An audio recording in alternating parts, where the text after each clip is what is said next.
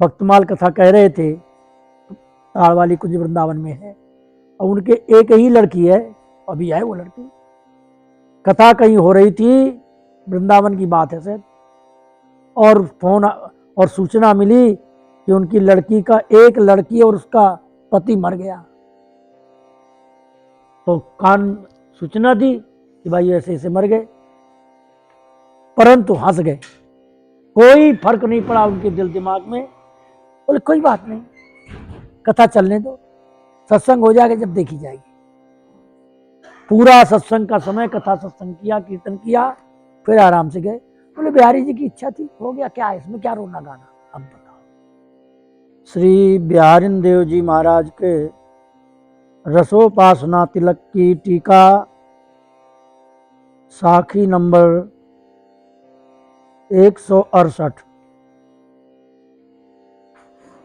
तेई बाजे ब्याह में तेई मरने बाज, श्री बिहारी दास ब्योरो कहा, ये सुख कियो अकाज। इसका शब्दार्थ ये है कि हम लोगों के यहाँ वाद्य यंत्र बजाए जाते हैं। संसार में एक वाद्य यंत्र बजाया जाता है ब्याह के समय पर, ब्याह की खुशी में, और वही वाद्य यंत्र जब किसी की मृत्यु हो जाती है तो मृत्यु में भी ढोल बजाते हैं। बजाने का तरीका बदल जाता है, मन का तरीका बदल जाता है, सोच बदल जाती है,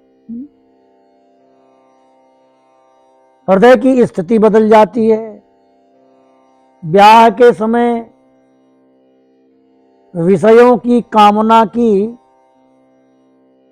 सुगंधी के कारण मन में उल्लास रहता है, और मृत्यु के समय हमारा सर्वस्व नष्ट हो गया, हाय अब हम क्या करेंगे। दो प्रकार के बाजे। इसी प्रकार हम लोग संसार में रहते हैं, उसी कर्म को करते हैं। मान लिया रसोई बनाते हैं, हम लोग कर्म करते हैं, वही कर्म हम भगवान के लिए करते हैं, तो उसी कर्म से हमारा भवसागर से उद्धार हो जाता है, कल्याण हो जाता है। और वही कर्म भगवान को छोड़ करके संसार को प्रसन्न करने के लिए करते हैं। संसार को आज तक न कोई प्रसन्न कर पाया, न कोई कर सकता है, क्योंकि यहां का सारा उल्टा खेल है। यदि हम किसी से प्रेम करते हैं तो आगे वाला व्यक्ति अंतर्यामी तो है नहीं, वो ये सोचेगा कि हमें धोखा दे रहा है। यदि धोखा दे रहे हैं तो समझ रही है हमसे प्रेम कर रहा है। ऊर्ध्वमूल मदय शाखम अश्वत्थम प्रावुरव्ययम, ये संसार रूपी वृक्ष तो उल्टा है, इसकी जड़ ऊपर को है और फल नीचे को है। बिहारी देव जी कहते हैं, गाड़ी सो उखरी कहे, उखरी रो कह राह, बैठे मुझसे बाजार में चोर कहा मैं साह। जो जमीन में पत्थर की ओखरी गरी हुई है, उसका नाम क्या कर दिया? ओखली। ओखली माने उखरी हुई, जबकि गरी हुई है, तो लोग उसे ओखली कहते हैं। होना चाहिए गाड़ी, तो भाई गरी हुई है, सीधी बात तो ये है ना। तो और जो गाड़ी चल रही है उसका नाम उखली रखना चाहिए, वही उखरी भई है, उखड़ के चल रही। तो जो गड़ी है उसको उखड़ी कहते हैं, उखड़ी कहते हैं उसको गड़ी कहते हैं, उल्टा। संसार का नियम है। भगवान राम भी सबको प्रसन्न नहीं कर पाए, तो हमारी तुम्हारी कौन सी गिनती है।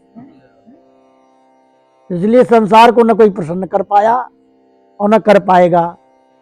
जिस किसी से हम प्रेम कर रहे हैं वो व्यक्ति हमसे प्रेम नहीं करेगा, निश्चित है, क्योंकि वो अंतर्यामी नहीं है। प्रेम भी अंतर्यामी ही से ही किया जा सकता है। तो जो भी हम बाजे बजाते हैं, इन बाजों में प्रसन्नता होती है कि हमें विषय सुख मिलेगा, लेकिन बड़ी विडंबना ये है कि ब्याह के कुछ दिन होते ही घरों में आपस में झगड़ा चालू होता है। पुत्र पैदा होता है सुख के लिए, परंतु वही पुत्र दुख का कारण बनता है। अंत में जिस शरीर के लिए सब कुछ किया वो शरीर भी साथ नहीं देता, वही मर जाता है। तो वही बाजे बजा रहे थे ब्याह में और वही बाजे बजा रहे थे मृत्यु में, और दोनों के बजने का तरीका अलग है। मन का तरीका, बुद्धि का तरीका। ऐसे ही हम लोगों का, जब हम भगवान के लिए गाते हैं, बिहारी जी के लिए गाते हैं, तो वो हमारा उमंग का हो जाता है, आनंद का होता है। और यही बाजा, यही कर्म, यही उल्लास जब संसार के लिए करते हैं तो मृत्यु के समान होता है। मृत्यु अशांति प्रदान करता है। इनका, महापुरुषों का एक एक शब्द अपने प्रिया प्रीतम के चरणों से जुड़ा हुआ होता है। तो यहां भी एक बाजा कौन है?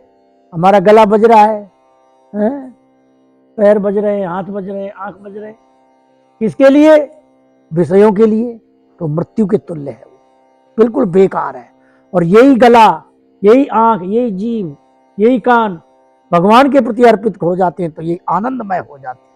वही बाजा आनंदमय है, वही बाजा दुखमय है।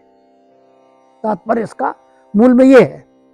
अब उसको टीकाकार स्पष्ट करके व्याख्या करते हैं। तो देखिए क्या कह रहे हैं। देखो वे ही ढोल तासे झांझ आदि बाजे ब्याह को कहा विवाह करवे के लिए ता समय में बजत हैं, और वे ही मरने कहा। मतलब क्या कि मरण समय विमान में, विमान चले का अर्थिन के संग बाजे हैं। महाराज कहे हैं कि उनमें ब्योरो भेद कहा है, वहां भेद कहा है, वे बाजे ही हैं दोनों। बाजे तो वे ही ज्यों के त्यों हैं, परंतु मरबे में तो विकल बेहाल होइबो, और ब्याह बधाए में फूलिबो, सो ये केवल अज्ञानता ही है। संसारिन के सुख ने कहा सुख के मानन ने अकाज कर रचो है। जन्म विवाहादिक में जो सुख की प्राप्ति समुझे, तामे फूले हैं माने प्रसन्नों में, और मरण में सुख की हानि जानी व्याकुल होते हैं। सब अकाज सुख को ही कियो भयो है। अथवा यूं अर्थ कीजिए कि जब बिनही बाजन को ब्याह में और बिनही को मरण में बजावत है, तब विवाह में और मरबे में कहा अंतर है, प्योरो है।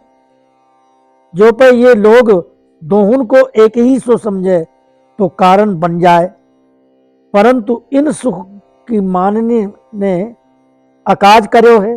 एक में सुख और दूसरे में ताको अभाव, जो मानत है सोई कारज बिगाड़े है। जो विवाह आदि जन्मादिक में और मरण में भेद गिनो है, तो दोनों समय वे ही बाजे क्यों बजावत हैं, और हु कर्म दोनों समय के मिलाई सबे हैं, सोई आगे कहे हैं। बिहारी दास न सोहई एक आसन साध असाध, इत गावनो उत रोवनो ज्यों ब्याह में सराध। महाराज कहे हैं कि जो तुम जन्म विवाहादिक को साध कहिए सुंदर श्रेष्ठ मानत हैं, और मरण को असाध कहिए वाके विपरीत बुरी जानत हैं, और याही ते जन्म विवाहादिक में गावत हो और मरण में रोवत हो, तो साध और असाध को एक आसन पर क्यों बैठाई रहे हो? साध और असाध एक आसन पर तो सोए नहीं, शोभा नहीं देते हैं। जो पूछो कि साध असाध हमने इकट्ठों कहाँ बैठाए हैं, तो वाको उत्तर कहते हैं कि तुमने दो ऐसे एक जगह हैं जैसे ब्याह में श्राद्ध। ताको एक तो ये भाव है कि जा समय विवाह के कार्जन को आरंभ हो रहे हो, तिन्हीं दिनन में जो को वार्षिक मासिक श्राद्ध की तिथि आई पड़े, तो कर्मठ लोग वाको करें, बिना कबहू नहीं माने, कर्म किए बिना नहीं माने। कहीं कहीं ऐसा होता है कि ब्याह में कोई व्यक्ति मर जाता है, तो उधर उसकी अर्थी भी जाती है, उधर कुछ रोते हैं, कुछ इधर हंसते हैं। बहुत से हो जाते हैं कि ब्याह के समय मृत्यु हो जाती है, परंतु ब्याह रुकता नहीं और अर्थी जलाना भी नहीं रुकता। दोनों काम एक साथ होते हैं, तो कभी रोते हैं कभी हंसते हैं। ये स्थिति संसार की होती है। और दूसरी बात वो है कि ऐसा संजोग तो कबहू कबहू परे है, परंतु जहाँ विवाह की विधि है तहाँ मंडप आच्छादन कर्मन के आदि में नांदी मुख श्राद्ध करीबो लिखो ही है। और तैसे ही पुत्र जन्म के समय सब जात कर्म में प्रथम नांदी मुख श्राद्ध लिखे हुए। और जे पुरुष कर्म कांड के अच्छी प्रकार ज्ञाता है, ते दो समय वह श्राद्ध को करते हैं। कृष्ण जन्मोत्सव में नंदराय जू ने नांदी मुख श्राद्ध कियो, ताको श्रीमद् भागवत दशम स्कंद पंचम अध्याय में लिखे हैं, कार्यामास विधिवत पितृदेवार्चनम तथा। अपने पुत्र का जात कर्म संस्कार करवाया और पितरों की विधि पूर्वक पूजा भी करवाई। सूरदास जी ने हु जन्म बधाई में कहो है, नांदी मुख पितृ पूजाए, तो देखें कर्मकांड की विधि ही में जन्म विवाह में श्राद्ध कर्म जो मृतक नरन को आवाहन पूजन है, सो शास्त्रोक्त है। और तुम मृतक कर्म को अशुभ असाध और जन्म विवाहादिक कर्म को शुभ साध मानो हो, तो साध असाध को एक आसन है, वह चुके हो कि नहीं। या कहवे में व्यंग यही है कि शास्त्र तो जन्म मरण दोनों को एक सो ही कहे है, उनमें ब्योरो भेद कछु नहीं मान करे है। जो अज्ञानी संसारी जनन को के नाई शास्त्र हु एक को शुभ एक को अशुभ मानतो, तो दोनों कर्म इकट्ठे उपदेश कर साध असाध को एक आसन पर न बैठाम। तो इन अज्ञानी संसारी जनन की ही भेद दृष्टि है, जो एक में रोवें पीटें व्याकुल हों और एक में गावें हंसें हर्ष माने। एक सुख की लाभ हानि की माननी ही ने इनको कारज बिगाड़ रखे हुए, जो या संसार बंधनते छुड़ाई मोक्षगामी नहीं होने देते हैं। इनकी ऐसी व्यवस्था को देख के पछतायो करत महाराज हु और हु वर्णन करेंगे। बोलो वृंदावन बिहारी लाल। आगे के मूल दोहा में श्री बिहारी दास सम संसार को देख रहे हो अरगाई, इत है उत हाल रो जन्मत मरत बिहाई। इसी भाव को आगे लेकर के इसका वर्णन करे बिहारी लाल जय।